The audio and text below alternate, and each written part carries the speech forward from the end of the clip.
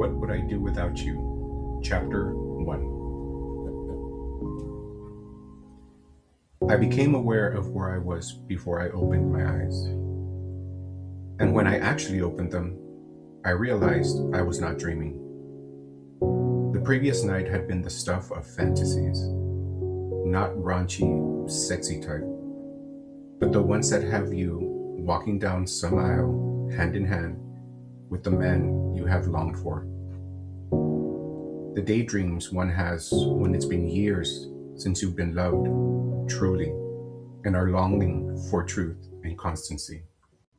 A ray of sunlight poked through a slit between the curtains that hung above my head was what woke me up. Waking up with him in my arms took me back to the first night we spent together, the night he and I gave ourselves to each other. I felt like the luckiest man in the world, ready to take the next step forward and open a new chapter in my life. Slowly, I got out of bed, hoping not to wake him from his peaceful slumber. On this beautiful morning, I could already feel the temperature warming up as I took a seat on my front porch. Sitting in my rocking chair with a cup of coffee in hand, memories began to flood my brain, causing tears to pool in my eyes. These were happy tears because we were finally together again. However, those same tears were tainted with regret. Regret about the time that was lost and the inability to protect what the man in my bed and I experienced in our past. But then again, it was the 90s, and we were so young with what seemed like the world against us. As I go back in time, I remember how confusing my feelings were to me, and how I eventually figured out what those feelings really were and what I yearned for. Back then, the simple act of holding his hand filled my heart with joy, and nothing in the world could compare to it. Being with him last night brought back so many memories. Even my hands remembered how his skin felt as I ran them up and down his back after so many years. My heart recognized the connection we once shared when our lips touched. Our history played like a movie in my head as I rocked back and forth, sipping on my coffee. Sitting there, I could not help but feel confused about life and what the future held. Before last night, it seemed like I had it all figured out. But at that moment, I was not so sure. The flood of memories the previous night brought to my consciousness made me reevaluate the events of my life. So much about my coming out was shaped by the man currently in my bed, and I could not help but think about what brought me to this exact moment in life. I grew up in a small, predominantly Catholic South Texas border town where Spanish and English blend into one single language. I was and still am a Catholic schoolboy. Although this town is much larger now, it still has that small town feel. Even now, as it was when I was young, there isn't much to do. As I reminisce, I reflect how all that nothing to do affected my perception of things, life mostly, and I think about how things were back then, and it makes me smile. I am the son of very hardworking parents. My father sold auto parts to local repair shops and to Mexican dealerships. Most of his clients were from Mexico. My mother always did clerical work. Back when I was still in high school, she was the head of 7 departments, and she ran a tight ship. Despite this, all through high school we struggled financially. My parents wanted both my older brother and I to get a good Catholic school education, so we attended a private school. It was hard for them to pay tuition for the both of us, but they somehow managed. They also did a good job as parents, teaching my brother and I good morals and values. They taught us to fight for what we want and to work hard. My night of requited love and desire brought to mind my home in the barrio. This old neighborhood is where I lived when I met Aaron. It wasn't the most beautiful home, but it was beautiful to me. It was built by my beloved grandfather, Abuelo. Abuelo built that home with his own 2 hands. It was a very simple little house with a small kitchen, dining room, and living room. It had 4 bedrooms and 1 bathroom.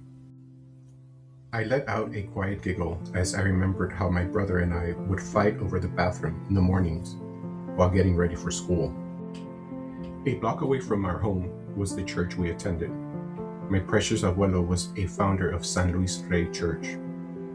Back in the day, my grandfather had a grocery store. Since he would buy a lot of his produce from small towns nearby, he used his oversized truck to go and collect what was needed for the store. He drove that same truck around town on Sunday mornings to pick up families who did not have a vehicle to take them to church. He was known and loved by many. My grandmother was a very strong woman, and her religious faith had no end. My great-grandmother became a widow at a very young age during the Mexican Revolution, which is when my grandmother was born. It was said that Mexican bandits would come into homes and beat and rape the women. After my great-grandfather passed away, my great-grandmother no longer felt safe alone with her children, with those bandidos around. She packed up what she could, cut her 4 daughters' hair short so they'd look like boys, and headed north, leaving behind the hacienda that my great-grandfather built. They crossed into the United States, leaving their homestead behind. Years later, my grandfather and grandmother would meet and marry. I never met my grandmother because she passed away of a heart attack the day I was born. I think I was about 6 years old when my grandfather finally moved in with us. His room was next to mine. Because he often spoke to me about her, I knew their love was true. I grew up with sincere examples of love. The fondest memories I have of this love were when my abuelo and I would watch TV shows together and play checkers or dominoes.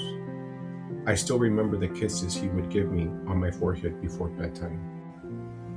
And as I sit on my front porch, I'm fascinated by the chain of events that, by faith, brought my long-lost love to my home. I do not want to awaken the man I longed for so long. So I wait for him with the memories of how my grandfather and his life affected mine. This love I had in my heart for the man in my bed was shaped by what was inculcated into my own little heart as a child. I was brought up to love and to cherish, and I now realize how important my past was in how I do so. My childhood was pretty normal.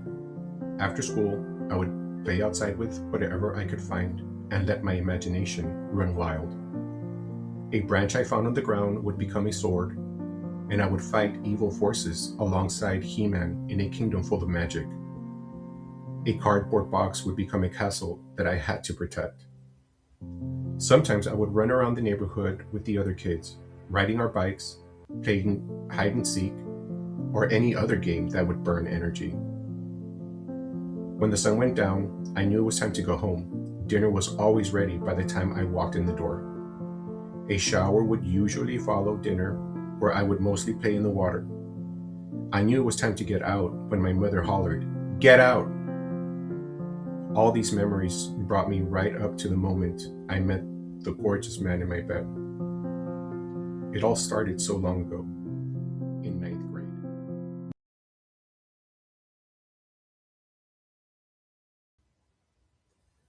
Stay tuned for Chapter 2 of What Would I Do Without You? Thank you for listening, and please don't forget to like and subscribe. Until next time, good night.